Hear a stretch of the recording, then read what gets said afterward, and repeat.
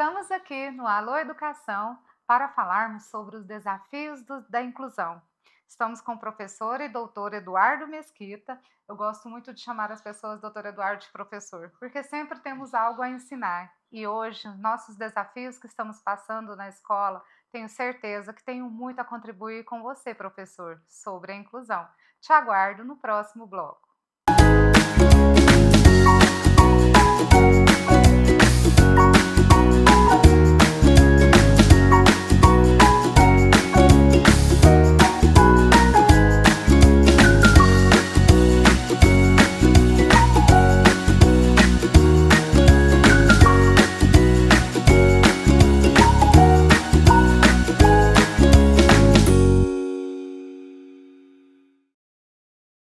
Em Goiás, as obras de infraestrutura avançam. São quase 100 novas obras no estado, com investimento de 2,6 bilhões de reais só em 2025. Nas regiões Sul e Sudeste, avança a restauração da GO 309 entre Caldas Novas e Pires do Rio. Tem ainda a duplicação da GO 330 de Catalão a Ipameri. Outras 3 grandes obras de duplicação estão em andamento. GO 139 entre Piracanjuba e Caldas Novas. GO 213 de Morrinhos a Caldas Novas e da GO 320 de Goiatuba até a BR 153. Tem também a construção de trechos da GO 217 de Mairipotaba a BR 060. Na GO 139, as obras da ponte sobre o córrego Andorinhas e do viaduto sobre a GO 213 avançam em ritmo acelerado. De estrada em estrada, Goiás avança com obras em todas as regiões. Governo de Goiás, o estado que dá certo e é o número 1 do Brasil.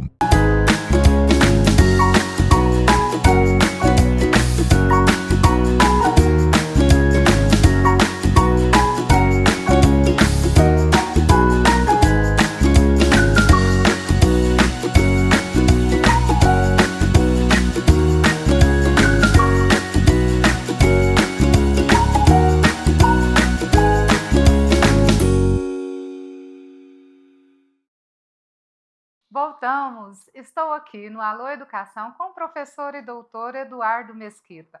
Muito obrigado, doutor Eduardo, porque eu sei que as suas demandas são enormes. Estava olhando aqui as suas competências, quantidade de coisas que você tem para fazer no dia a dia e cedeu o seu tempo aqui para o nosso programa. Muito obrigado. E eu tenho certeza que você tem muito a contribuir com os nossos professores. Gratidão. Eu que agradeço o convite, estou sempre à disposição e falar de educação é um tema que a gente está no dia a dia, né, acompanhando, participando e é sempre uma alegria. Eu que agradeço a oportunidade. E gostaria de colocar agora, professor Eduardo, as suas competências: advogado, procurador da FEAPaz e da APAI Goiânia, presidente da Câmara de Educação Básica e conselheiro Do do Conselho Estadual. Conselho Estadual de Educação. Muito obrigada. Eu sei que as suas demandas são enormes. Por estar aqui hoje, deixando as suas demandas para falar sobre educação e principalmente sobre a inclusão, que hoje que é um tema que vem tirando o nosso sono, nós que somos professores, eu falo de coração, está tirando o nosso sono, por quê? Eu fiz pedagogia, eu sei das demandas de uma escola, sou diretora de escola hoje, professor Eduardo, e foi colocado para a gente a inclusão de uma maneira imposta. Não tivemos tempo de estudar, não tivemos tempo de nos prepararmos. Nós acolhemos porque a educação é paixão. E é um ser humano que necessita da nossa educação, que necessita do nosso cuidado. E nós temos que nos preparar. Eu estou usando o ditado muito para minhas professoras, que estamos nos capacitando. É como se a gente estivesse trocando a roda do carro com o carro andando.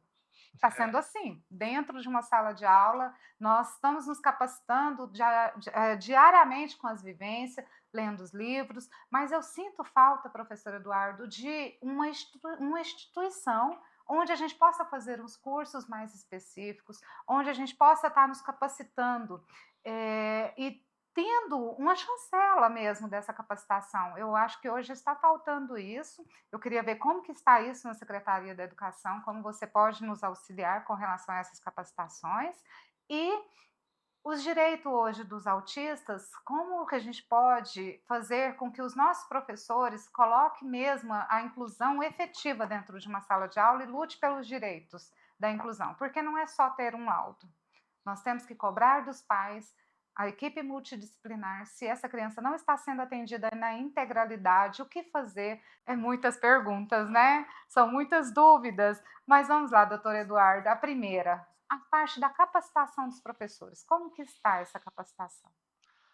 Bom, Yara, de fato, a inclusão é uma conquista da nossa sociedade, né? É um direito que hoje precisa ser efetivado e é inegociável, né? É um avanço da nossa civilização. Então existe todo um histórico de estigma, de exclusão, enfim, em relação às pessoas com deficiência e também às pessoas que têm algum tipo de transtorno, né, como o TEA, e outros. A nossa Lei de Diretriz e Base da Educação, ela estabelece com muita clareza ali no seu artigo 58, Yara, qual é o público, né, alvo da educação especial. Então são estudantes com deficiência. Antigamente dizia-se transtornos globais do desenvolvimento, TGD. Hoje é o TEA, né, o transtorno do espectro autista, e também os estudantes com altas habilidades de superdotação. Esse é o público da educação especial. Uhum. E a este público, né, para este público é que se estabeleceu uma série de direitos, né? E, inclusive, a legislação brasileira, a Lei Brasileira de Inclusão, traz a ideia de um sistema educacional inclusivo. Então, vejamos, é uma obrigação do Estado brasileiro, eu digo Estado, gênero, né? Mas é o A país. administração pública, sim, Uhum.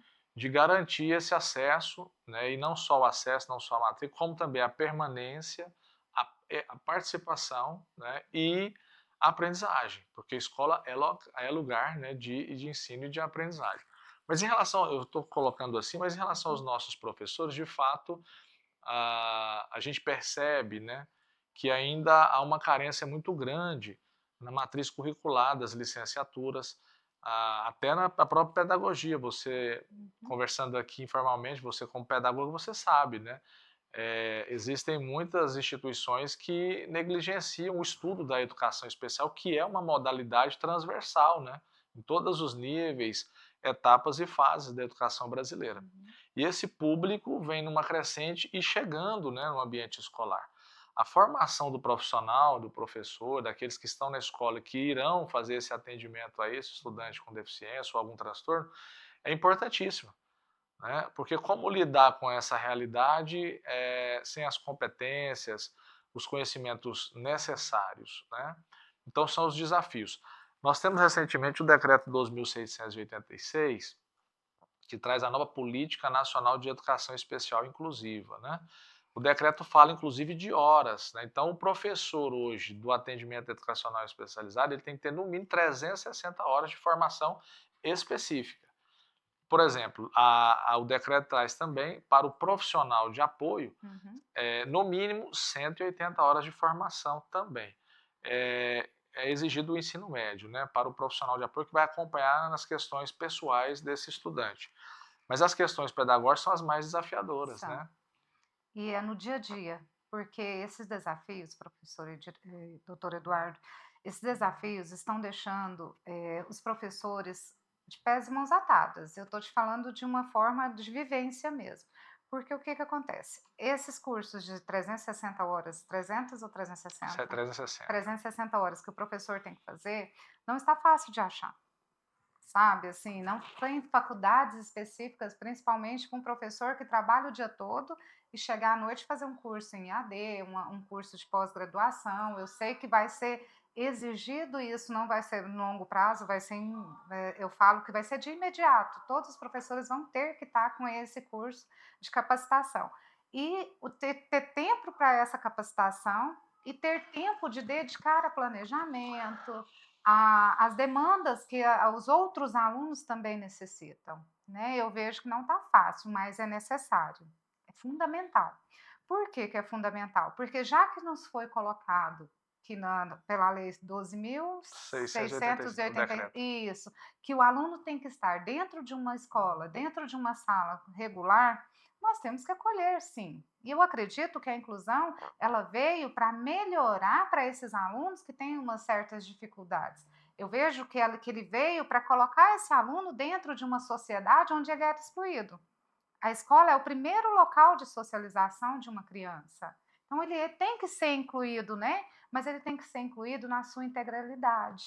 né, na sua individualidade. E é nessa individualidade que nós, como professores, estamos sentindo dificuldade em estar fazendo o manejo, sabe? Algumas crianças autistas se desregulam, têm acesso de eles são heterolesivos, né, e autolesivos também, ou seja, eles ficam muito nervosos, agitados, os professores não estão sabendo um manejo certo de como acalmá-los, e aí entra as ATs, não é só o professor de apoio, né.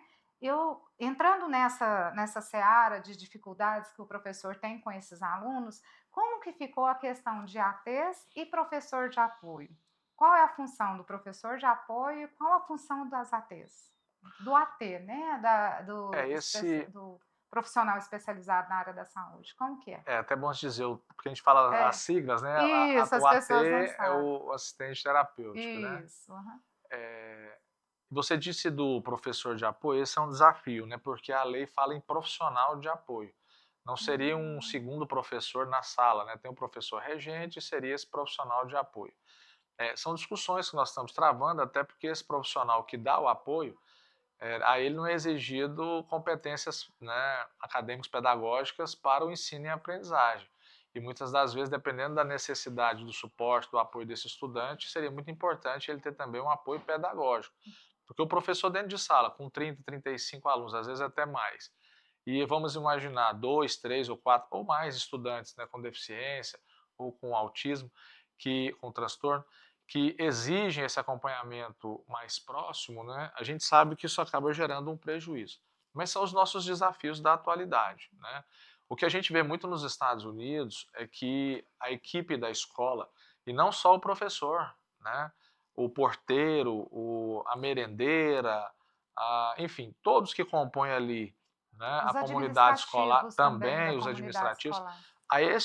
a toda essa equipe da escola, nos Estados Unidos, eles fazem cursos, né, de gestão de crise. Como lidar, né, em situações específicas quando esses estudantes se desregulam. Né? A gente sabe que em alguns quadros tem também a questão da agressividade. Uhum. Então, quer dizer, as contenções necessárias, né, as defesas, os encaminhamentos até se superar aquele momento de crise.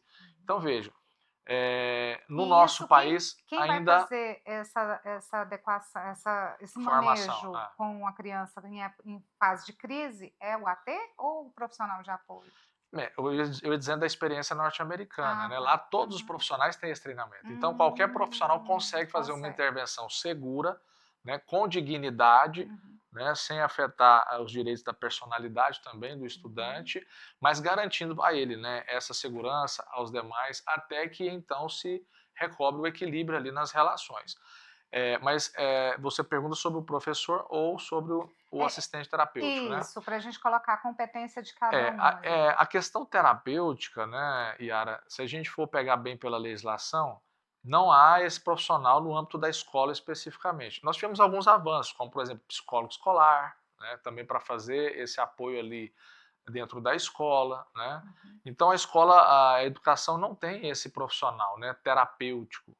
Em regra, principalmente na rede pública, contratar esse profissional, assim como a rede pública não tem como contratar um fonoaudiólogo, né, vamos imaginar um Uma terapeuta fisioterapeuta, ocupacional, né. um TO, porque Uhum. esse profissional, em regra, ele não faz parte do quadro da educação. Né? Então, quer dizer, aí precisamos de políticas intersetoriais, né? Unindo pastas como educação, saúde, em alguns casos, dependendo da escola, até a própria assistência. Mas isso no país ainda é muito difícil, porque as pastas elas atuam de acordo com as suas competências, com seus recursos próprios, Não como se há fosse cada uma uma na sua gaveta ali, na isso. sua caixa. Né? Agora, o que fica muito claro é que esse despreparo para lidar com este público, né, tem gerado esses desafios. Professores adoecendo, né, gestores com uma série de dificuldades de manter, então, uma segurança, um equilíbrio nas relações dentro das nossas escolas. Há prejuízos, né, para estudantes com deficiência e também para os atípicos, né, e também para os típicos no Uhum, processo de ensino e aprendizagem. Então, o grande desafio, já que a gente está falando de uhum. formação, né, de gestão de crises, Isso. o grande desafio nosso hoje realmente é uma formação qualificada, né, para esses profissionais. Você tem razão quando você diz que fez-se um movimento de inclusão, né, sem, em grande parte, um preparo tanto do ambiente físico quanto dos Isso. profissionais, a própria família, né, também para saber lidar com essas novas Uhum. realidades. Isso é muito relevante e precisa ser observado. Mas a gente vê também uma preocupação, né?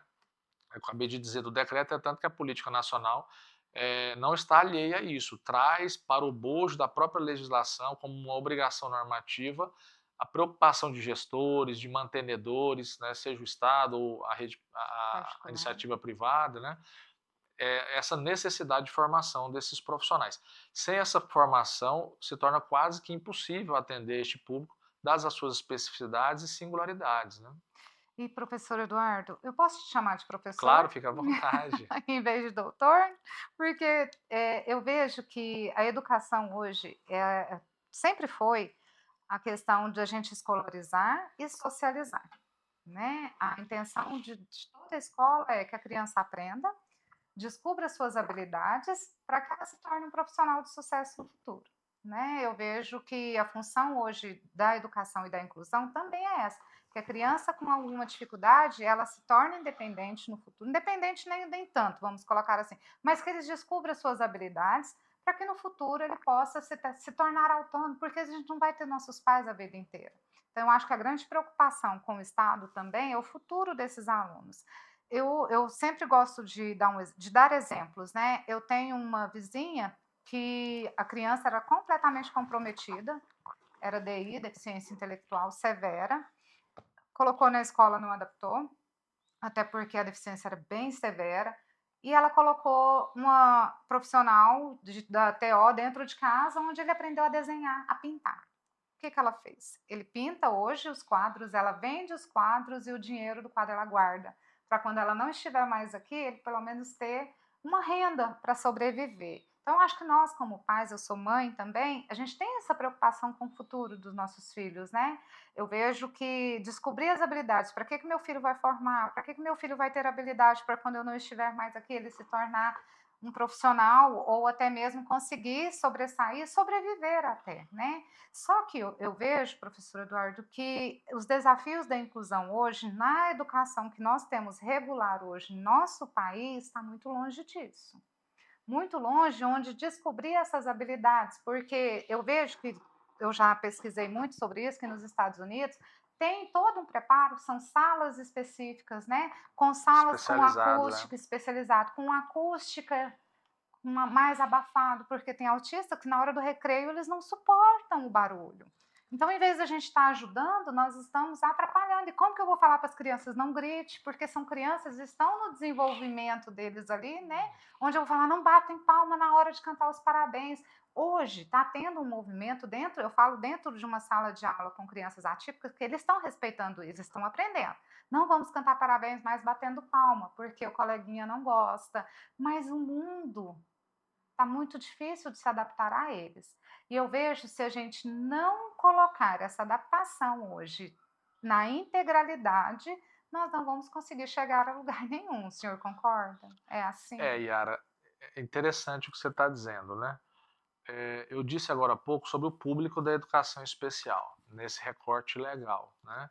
Mas dentro desse público, como você bem destacou, principalmente no público das pessoas com deficiência e até também do TEA, existe uma parcela dentro desse público que realmente necessita de um nível, né, de apoio mais contínuo, intensivo, pervasivo, muitas vezes generalizado. E aí o desafio, né, de eles estarem, esse público mais específico, em uma escola regular, numa classe comum com os demais, realmente se torna um grande desafio. É óbvio que não se pode negar matrícula em razão da deficiência. Se a família optar, né, por este ambiente escolar, a escola vai ter que se organizar para atender esse estudante. Mas o que a gente vê no mundo inteiro é que não é apenas um serviço educacional, ou seja, uma escola regular comum, que vai conseguir atender a todos, ainda mais dentro dessa grande diversidade.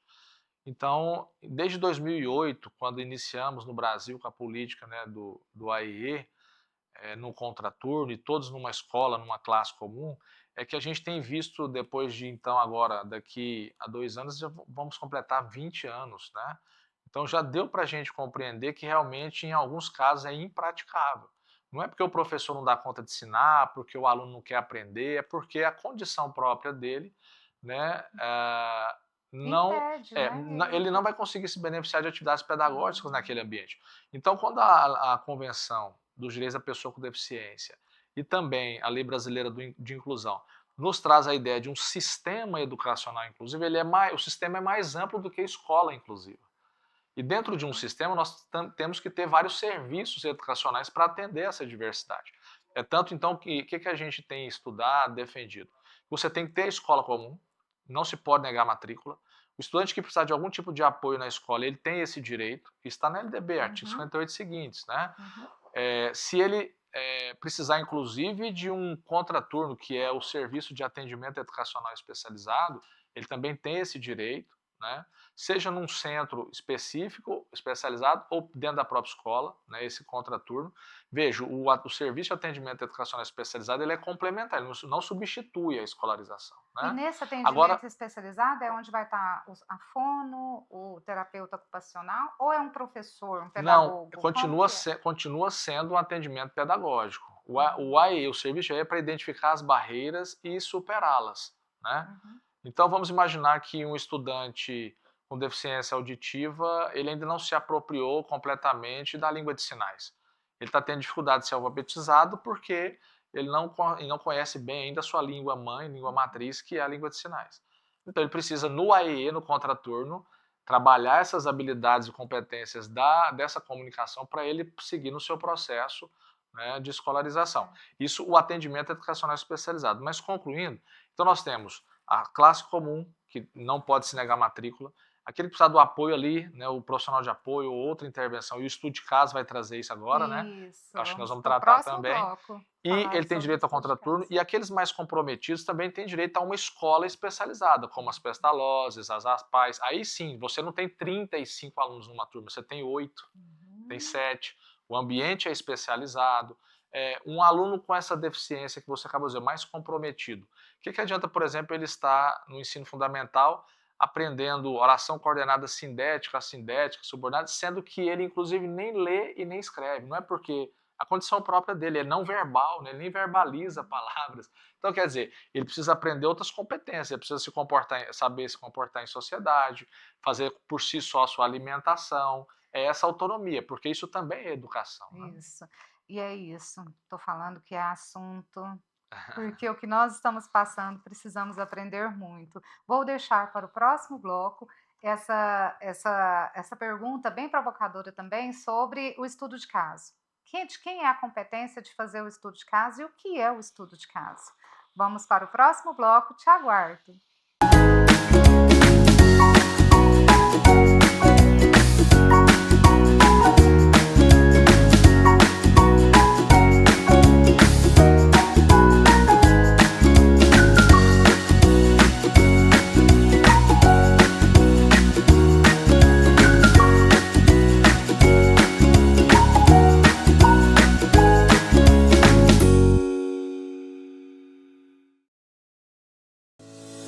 Seja muito bem-vindo à VitaLux, uma clínica pensada para oferecer saúde, bem-estar e autoestima em cada detalhe.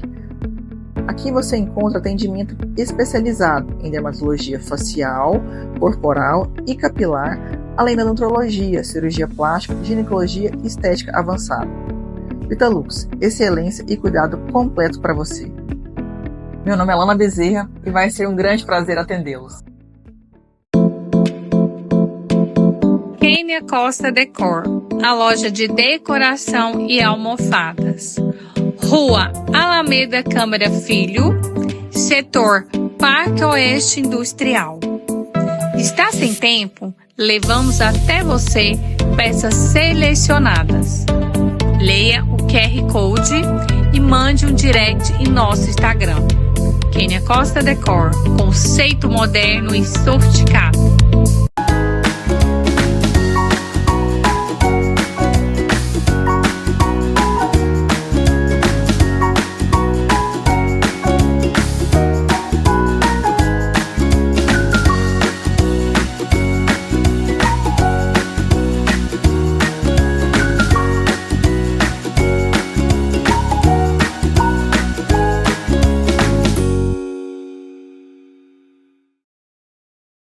voltamos com o professor e doutor Eduardo Mesquita falando sobre os desafios da inclusão.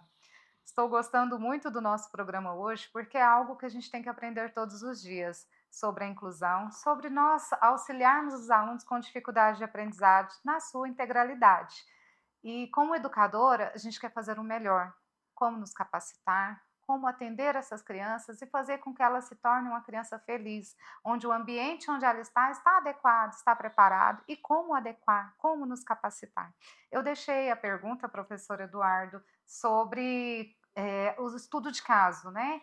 Nós conversamos sobre a especificidade de cada criança, os desafios, né, de colocar uma criança dentro de uma sala regular. Falamos muito breve, eu sei que são assuntos para vários programas, está sendo muito breve, mas vai deixar uma perspectiva para o professor que tem uma legislação hoje que também está nos amparando, fazendo com que essas crianças sejam atendidas de uma forma correta, né? Como que atender de forma correta? Estudando. Né? Muito E bem. se a gente estuda, vamos fazer o estudo de caso. Como É. que é esse estudo de caso? O que é o estudo de caso? Porque hoje a gente chega na escola, professor Eduardo, com os laudos. E é médico mandando a gente fazer prova adaptada, é médico mandando a gente, como se diz, a área da saúde intervindo na educação, mas não podemos intervir na área da saúde. É. Mas todo mundo pode intervir na educação. E hoje não, parece que isso hoje está sendo bem blindado, né? Como que está hoje? Como que é esse estudo de caso? Como que deve acontecer? Como que é? Bom, Yara, você colocou bem, né? O decreto, novamente ele, né, o 12.686, ele traz esse instituto do estudo de caso. Até então nós tínhamos, no nosso sistema educativo, a identificação do estudante com deficiência, com TEA, aqueles que precisam, público-alvo da educação, né, especial, basicamente por meio de um laudo médico. Né? Nós não estamos dizendo que o diagnóstico não seja importante, não seja necessário, até para que as intervenções, tanto na área da saúde quanto da educação, também possam ser ofertadas a este estudante com mais qualidade e de forma mais adequada. Né? Mas, inclusive, dizia-se, esse aluno é laudado, não sei se você já ouviu esse termo, que é muito pejorativo. Né? E assim também, o laudo como a única via para a identificação das necessidades educacionais. E você colocou bem, muitas das vezes a família ia num neuropsicólogo, neurologista, e ali o profissional da saúde dizia, ele precisa de um profissional de apoio, ele precisa de avaliação diferenciada, ele precisa de um tempo maior para fazer prova, uma série de situações, e empoderando, né, ali a família, a impor para a escola situações que muitas das vezes, né, nem seria o caso. Eu tive um neurologista que colocou no laudo que a criança deu de 2 em 2 horas, ela deveria ir para o pátio fazer polichinelo. Então, pois é. Aí quer dizer... Aí eu falei, não é isso que vai acalmar essa criança. Eu conheço o jeito de acalmá-lo, eu conheço. Então, quer dizer, parece que os médicos estão intervindo em algo que ele não está ali no dia a dia de uma criança, né? Eu vejo que as intervenções na área da saúde têm, né, os seus protocolos próprios, os seus procedimentos e evidências, né, de melhoria. Mas a área da educação, aí a metodologia, objetos, princípios, né, são diversos. Né? A educação tem também a sua caminhada, né, a sua estrutura própria. Bom, de modo que o Instituto do Estudo de Caso agora, ele vem dizer assim, olha, quem vai dizer, do ponto de vista pedagógico, né, das intervenções pedagógicas, dos apoios, dos suportes, né, vai ser a escola. Então, inclusive, o decreto diz que para o estudante, né, receber algum apoio da educação especial, independe de laudo. Então, não há necessidade de um laudo. O estudo de caso se a própria equipe perceber ou se a família trazer alguma informação. É claro que se já tiver um laudo, um diagnóstico, né, da área da saúde, facilita também o procedimento. Mas não é esse laudo ou essa avaliação psicológica que vai determinar quais são as intervenções pedagógicas que haverão de ser disponibilizadas para esse estudante. Então, no estudo de caso, quem é o responsável? É o professor, né, do AEI, porque ele é o professor especializado. Então, o psicopedagogo escolar? Eu acho ele que tem que seria, ter essa né? formação agora Isso. especializado em educação especial. Daí as 360 horas, né? Horas, entendi. Mas não é sozinho, ele vai contar com a participação do professor regente, é necessário que a família também participe em alguns momentos. Uhum. Esse estudo de caso, Yara, E é tudo é para relatado si, em ata sim, e colocado documentado. no na Tudo, pasta do isso, tudo aluno. Uhum, documentado e no acervo, né, uhum, específico do estudante. certo. E no estudo de caso é que vai se identificar. Será que ele precisa de um profissional de apoio para estar com ele? Né? Ele vai precisar, por exemplo, de um contraturno, né, Ou de um assistente algumas barreiras. terapêutico, alguma coisa assim. A, Fala-se muito do assistente terapêutico, mas na área educacional não existe esse termo, né? Ah, Não tá, existe esse profissional. O entendi. assistente terapêutico, inclusive, muitas vezes a família é que tem, né? Uma pessoa que acompanha e tal, e conversa, dialoga com a escola para ver se ele pode, em alguns momentos, entrar na escola para fazer intervenções. É Mas, porque a princípio, na rede de ensino particular temos muitos. enquanto se fala assistente Temos terapêutico, muitos né, assistentes o que a terapêuticos. legislação educacional diz é de profissional de apoio, para Uhum, facilitar a locomoção, alimentação, comunicação, né, são 4 elementos que o profissional de apoio dá o suporte, né. uhum. Convencionou-se falar do assistente terapêutico e aí tem sempre também uma queda de braço entre direção de escola, um profissional que vai entrar dentro da escola, quem é esse profissional, a família que indicou, enfim, é um desafio, né. Uhum. Mas assim, o estudo de caso é que vai identificar quais os serviços, né, quais os recursos e suportes que esse estudante vai ter. E se o estudo de caso foi definido, o pai não adequou o que aquela criança precisa, nem a escola, vamos colocar assim. Eu recebi uma criança que veio de uma escola, já estudou em escola regular, um autista estudou em escola regular, já está com uns 8 anos, estudou em escola regular, já entra na escola com 4, a obrigatoriedade hoje, né, na educação, no ensino municipal, é com 4, né, a obrigatoriedade, que antigamente era com Educação 7. infantil, Na educação infantil hoje é com 4, antigamente era com 7. Eu comecei a estudar com 7 anos, né. Então a criança hoje ela entra na escola mais cedo. Então ela já vem com a vida escolar, e essa criança nunca teve um atendimento adequado, nem por parte da família e nem por parte das instituições anteriores. E o pai quer que continue do mesmo jeito, eu não quero negligenciar isso, eu não quero continuar com isso. O que fazer? A quem se denunciar? Onde a gente pode se apoiar para que aquela criança receba todo o seu atendimento, né, necessário? é. Então, assim, Yara, tem 3 instrumentos que a legislação traz. O estudo de caso é que vai identificar, como eu disse, quais os serviços educacionais, qual o suporte, o apoio que esse estudante vai precisar no seu percurso escolar. Esse é um ponto.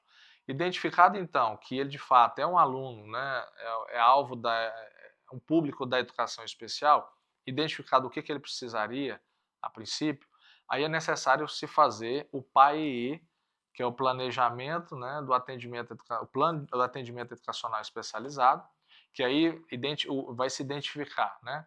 O próprio estudo de caso tem 4 fases, está lá, salvo engano, no artigo 7º do decreto, né? Por ali. O estudo de caso, primeiro, identificar as barreiras, analisar essas barreiras seria uma segunda fase, identificar as potencialidades do estudante, né, e identificado todo esse cenário, propor então as estratégias e recursos que seriam disponibilizados. O estudo de caso segue mais ou menos essa dinâmica. E aí nós temos o PAEE, né, que é o Plano de Atendimento Educacional Especializado, que vai justamente focar nessas questões das barreiras, e nós temos o PEI, né, que é o Plano Educacional Individualizado. E aí no PEI, ao passo que esses 2 primeiros instrumentos, a coordenação, a organização, né, a responsabilidade é do profissional, do professor especializado, né, do AE, o PEI já é responsabilidade do professor regente. Uhum. Então, no PEI é que, aí sim, em relação àquele estudante, né, como que vai ser como serão feitas as intervenções pedagógicas, qual o suporte vai ser dado para ele. Por exemplo, muitas das vezes ele não vai fazer uma avaliação na mesma sala do que os colegas no mesmo tempo, ele precisa de um tempo maior, né, porque ele tem essa ou aquela dificuldade. Muitas vezes no PEI vai se adaptar o currículo, né, para a característica própria daquele estudante. Então tudo isso, todos esses são instrumentos para que, e a formação do profissional que nós começamos falando, né, com todo esse cabedal de possibilidades de trabalho, de estruturação, né, de intervenções, é que a gente vai conseguir avançar pelo menos é o que se espera, né, dentro da política pública, num atendimento mais adequado para este público, né. E quando esses pais, por exemplo, foi diagnosticado no estudo de caso que aquela criança precisa de um atendimento de fonoaudiólogo, de uma terapeuta ocupacional, até de um neurologista, que às vezes Sim, vamos precisa imaginar medicar, que né. vamos imaginar que ele tem dificuldades em verbalizar, em Uhum. pronunciar, se for na alfabetização ou mesmo na primeira fase do ensino Fundamental, né. fundamental, né. Então quer dizer, E aí o pai não leva, o pai não nós encaminhamos e não que a gente eu até falo, ninguém obriga ninguém, mas a gente indica, né, faz a sim, intervenção pedindo um fonoaudiólogo, uma terapia ocupacional e o pai não associado isso. eu entendi O que perfeitamente. fazer? O que fazer? Muitos dos casos, né, Yara, esses estudantes também, em grande parte, utilizam-se, né, de medicações, Uhum, né, até para se manter regulado. O psiquiatra, alguns deles têm epilepsia, né, associada e outros processos e outras comorbidades, né. Então, muitos precisam de medicação até para que possam se concentrar, né, uhum. ter um estado, né, mental favorável para o aprendizado. Então, a família, a primeira responsabilidade é da família, né.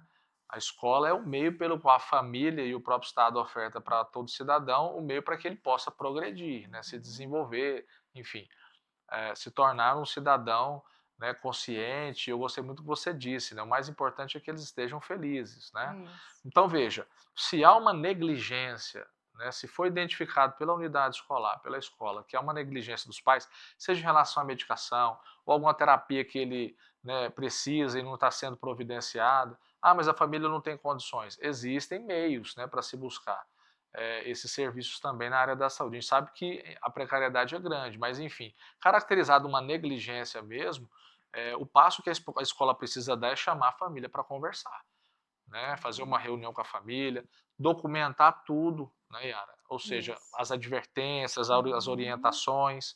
A persistir isso, pode até ser dito para a própria escola, ou desculpa, para a própria família, no âmbito da escola, que a escola pode, né, chegar ao caso, por exemplo, de chamar o conselho tutelar. Se direitos forem negligenciados, é dever da escola de qualquer cidadão.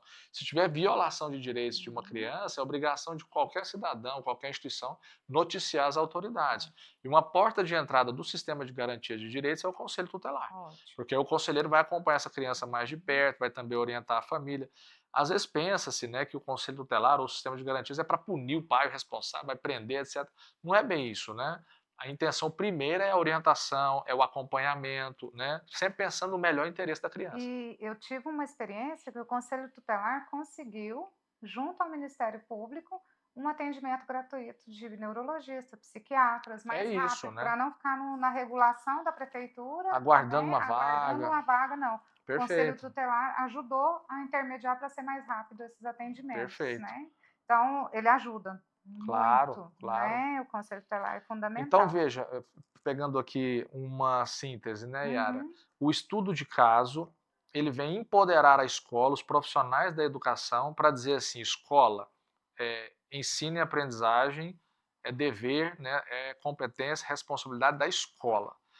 Qualquer outra sugestão que vier é bem-vinda, pode ser acrescida, mas a escola é que vai ter que realmente determinar como que vai se dar o processo pedagógico de aprendizagem desse estudante. por isso que temos que nos capacitar. Por isso que temos Exatamente. que estudar, para a gente falar com precisão. Porque quando a gente fala com precisão, não vai ser médicos, não vai ser fonoaudiólogos que vai mandar no que a gente vai fazer. Nós vamos fazer com autonomia, né? Nós vamos fazer com determinação e sabendo que está fazendo certo. Né? É mais ou menos isso, né, professora É Eduardo? por aí, É por né? aí. Vou deixar para o próximo e último bloco. Ai, eu tô com tantas dúvidas que vai ser Vamos lá. que eu precisaria de mais um programa. Doutor Eduardo, a gente sabe que a criança hoje, ela está cheia de direitos, né? São direitos assim, e sempre teve, não é só hoje. Nós sempre tivemos essa relação com a criança que ela tem que ser atendida na sua integralidade, na sua individualidade, e que esses profissionais precisam se capacitar, que as famílias precisam entender primeiro que as crianças elas têm a sua individualidade e as suas particularidades que precisa de tratamento, que ela precisa ser atendida tanto na área da saúde, da educação. Mas, a escola hoje, a gente sabe que as salas de aula, tanto do estado quanto da área particular, são com 35, 36 alunos, né, no quinto ano mesmo, acho que são, por lei, pode colocar até 42 alunos, eu não sei como que é o sexto ano, mas, o que eu não tenho experiência no ensino fundamental segunda fase, só na primeira fase. Mas limitar a quantidade de alunos com dificuldade de aprendizado, pode ou não, na sala de aula? Vou deixar essa pergunta para o próximo bloco. Aguardo vocês.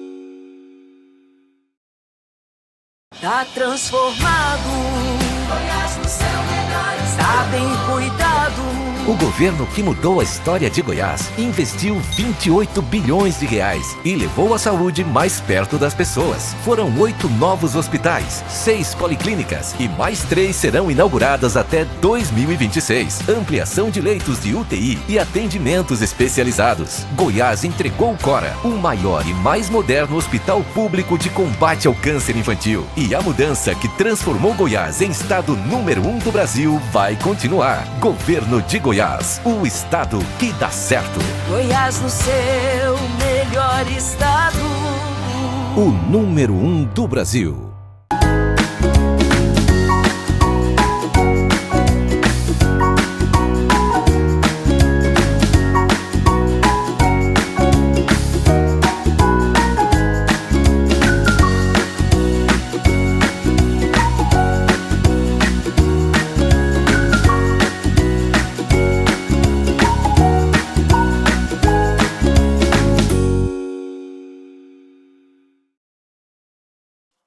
Voltamos com o nosso Alô Educação, hoje com o professor e doutor Eduardo Mesquita. Eu me apropriei hoje do professor, porque eu sei que ele está nos ensinando muito. E muito porque os desafios hoje da inclusão faz parte do nosso dia a dia, no dia a dia das escolas, no dia a dia das famílias. Então, professor e doutor Eduardo Mesquita, eu vou me apropriar sempre de te chamar de À professor, vontade. porque suas contribuições são de grande ensinamento para a gente, de grande valia para o nosso dia a dia na área da educação. E quero agradecer e quero falar que era o último bloco. Infelizmente, temos uma demanda enorme de assuntos que faz parte do nosso dia a dia e a gente precisa aprender sobre como lidar com a inclusão, né? Como esse desafio está fazendo com que as nossas escolas, as nossas salas de aula se tornem mais prazerosas para essas crianças que têm dificuldade de aprendizagem. Queremos fazer com qualidade, queremos fazer com que esses alunos fiquem felizes, onde eles estão bem, onde eles se sintam à vontade em aprender, em socializar, em estar ali presente junto com as outras crianças e aprendendo também. E as outras crianças também estão aprendendo. Como eu te disse, né, doutor Eduardo, que as crianças estão aprendendo a não cantar os parabéns batendo palma, fazendo com que aquela criança ela não goste daquele barulho. Isso tudo é aprendizado, né? Vivência, a gente aceitar os limites do outro. Mas eu deixei uma perguntinha sobre a quantidade de alunos com deficiência dentro de uma sala de aula. Podemos limitar ou não, professor Eduardo? Como é? Yara, quem estabelece essas regras são os conselhos, né, seja estaduais de educação ou mesmo os municipais, de acordo com a etapa e fase da educação dentro do sistema educacional brasileiro. Aqui no Conselho Estadual de Educação, e nós estamos lá na condição de conselheiro também, né, por vezes a gente tem enfrentado situações de questionamentos a esse respeito. Sabemos de um outro conselho, de um outro estadual, de um outro estado, né, um conselho estadual também limitou, o Ministério Público questionou isso, né, judicializou e a justiça entendeu que não poderia limitar, mas o entendimento que se tem hoje é que de fato não se pode limitar, porque tem escola que fala assim, eu só vou ter 3 nessa sala, eu só vou ter até 5, etc. A gente sabe também que se você coloca todos em uma turma só, você está criando quase que uma classe especializada, né, dentro da própria escola.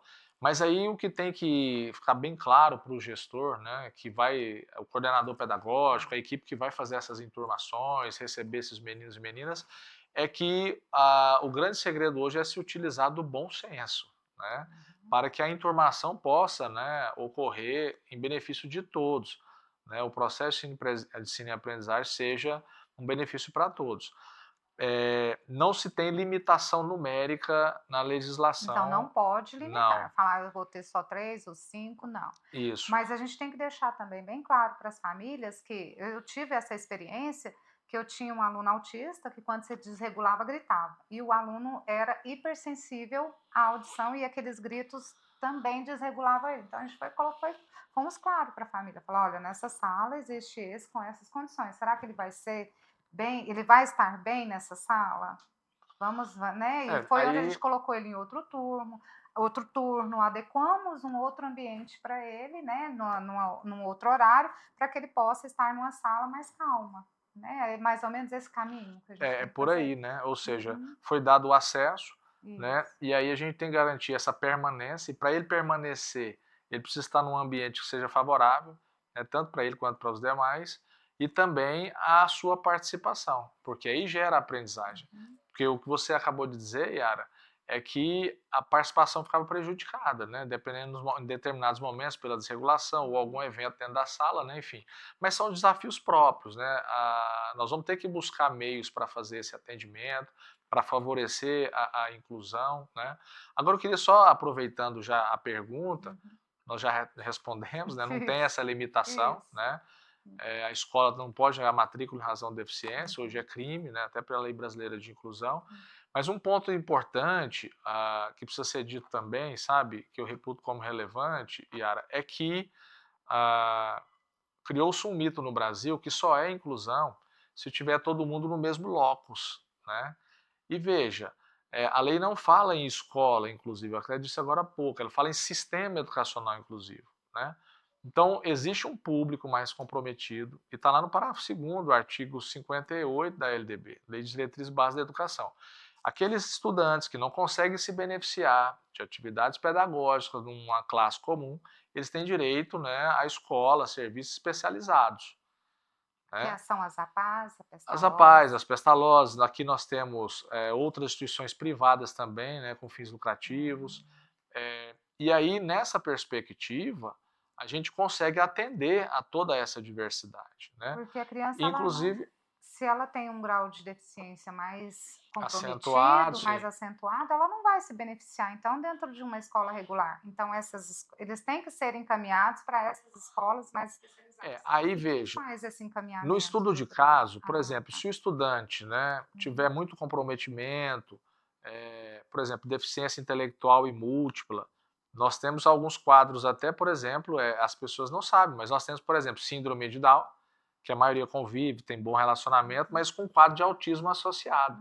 Então ele vive num outro universo, num outro mundo, vamos dizer assim, entre aspas, né? Quem vai dizer? O estudo de caso.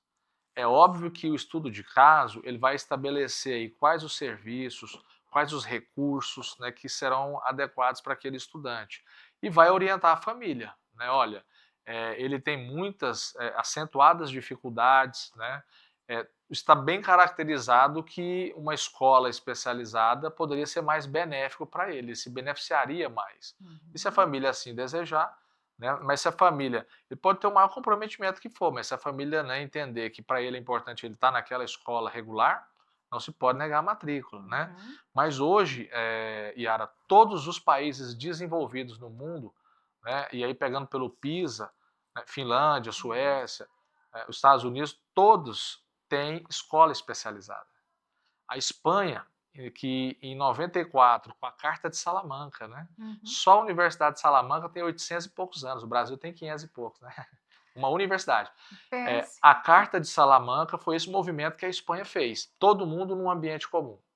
Quando foi 15 anos depois, em 2009, nós tivemos lá, né, o que a Espanha estava mostrando para o mundo? Que fez esse movimento radical, todo mundo no mesmo locus, a escola tem que ser para todo mundo, e eles identificaram, depois de 15 anos, que tem um público específico, mais comprometido, que precisa de um atendimento, né, mais pervasivo, mais contínuo, generalizado, que não consegue se beneficiar, né, de atividades pedagógicas, dos conteúdos que são ministrados na escola regular, eles têm direito a uma escola especializada. Então a Espanha voltou com as escolas especializadas para um público muito específico, né, não é para todos, é uma exceção, e de acordo com um estudo de caso, uma avaliação que seja séria, né, que seja uma avaliação que realmente consiga demonstrar a necessidade de uma escola especializada. Se tiver uma Mas isso equipe multidisciplinar junto, multidisciplinar, seria fazer uma fundamental triagem, para fazer esse isso. estudo de caso, né? Agora, é óbvio que aí alguns vão dizer, mas tá tirando ele da escola, do convívio, mas ele vai ter outros convívios, né? Outros aprendizados mais significativos, né?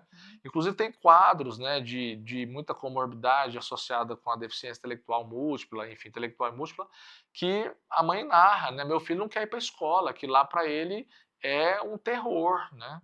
Ele não consegue se adequar. Ao passo que às vezes ele está num ambiente que é preparado para ele, né, com enturmação própria, um conteúdo adequado, o atendimento é especializado, eles adoram, né? Mas a gente defende o direito da família, né, de escolher onde o filho vai estudar.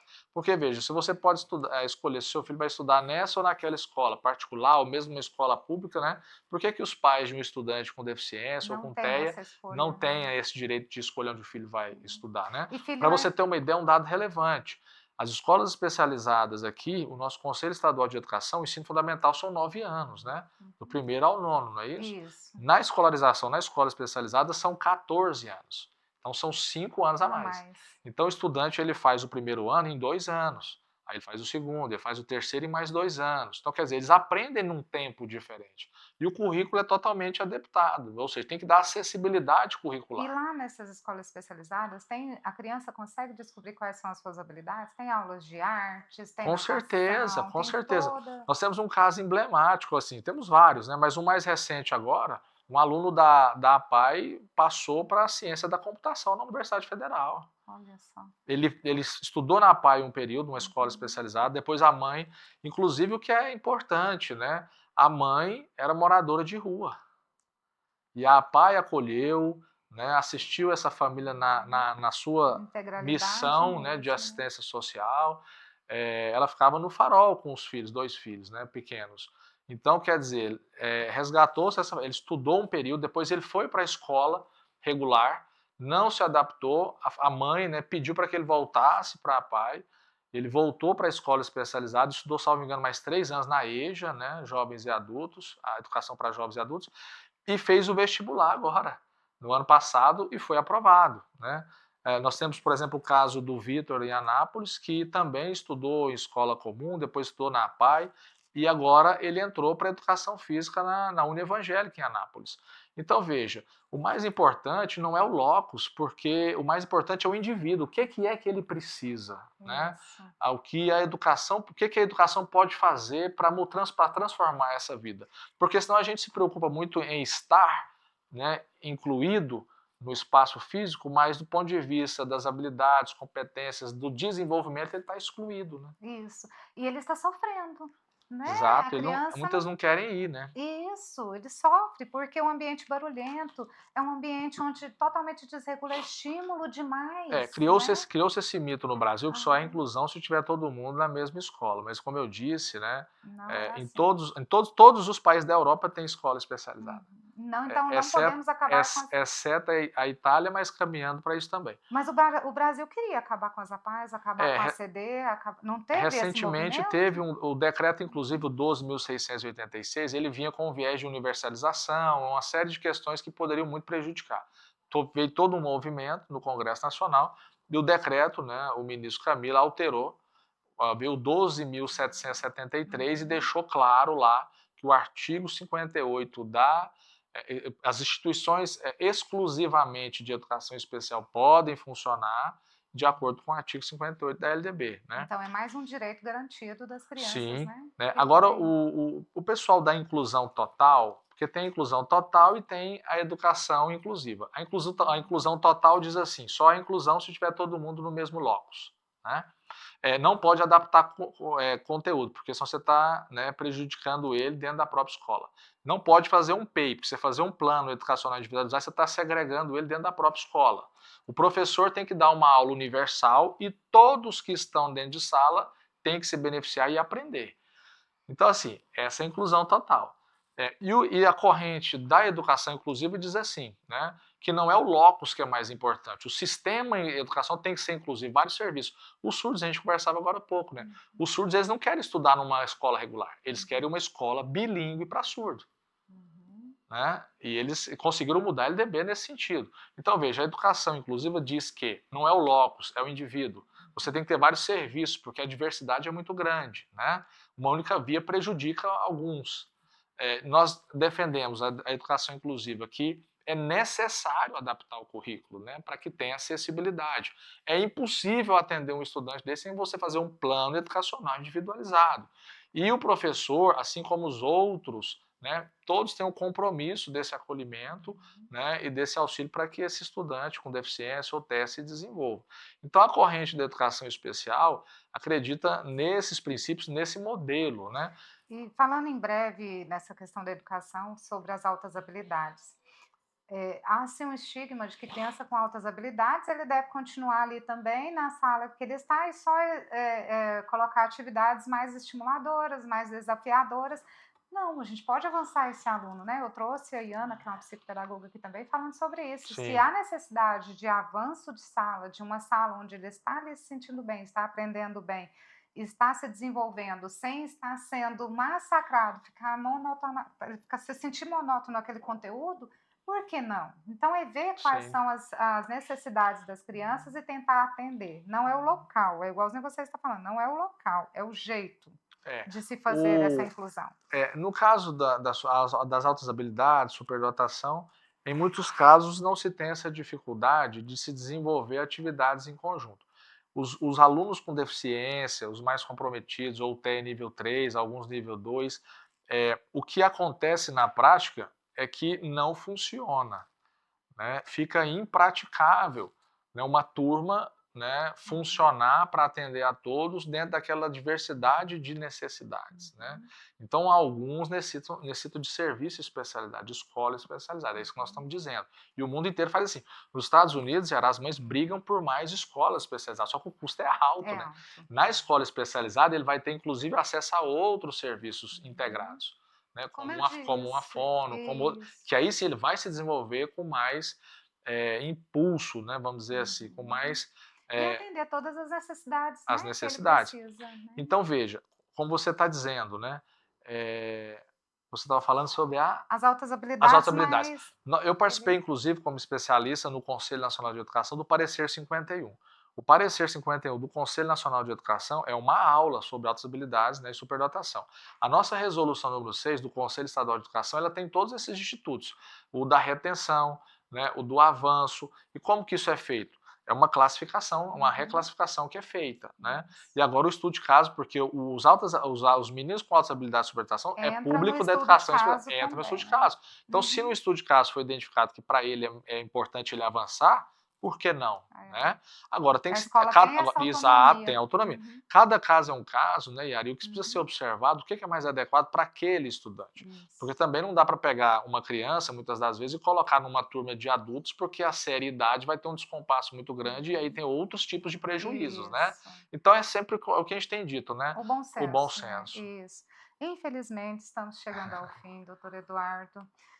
Quero deixar aqui o convite para você estar aqui mais vezes, contribuindo, sendo nosso professor. Nem tanto, né? Com certeza, eu aprendi muito hoje, tenho certeza que vocês, professores, têm um acalento, vamos colocar assim, nós temos que estudar, estudar e estudar, esse é o caminho. Vamos nos capacitar, vamos nos dedicar a essa inclusão para que ela ocorra de maneira correta.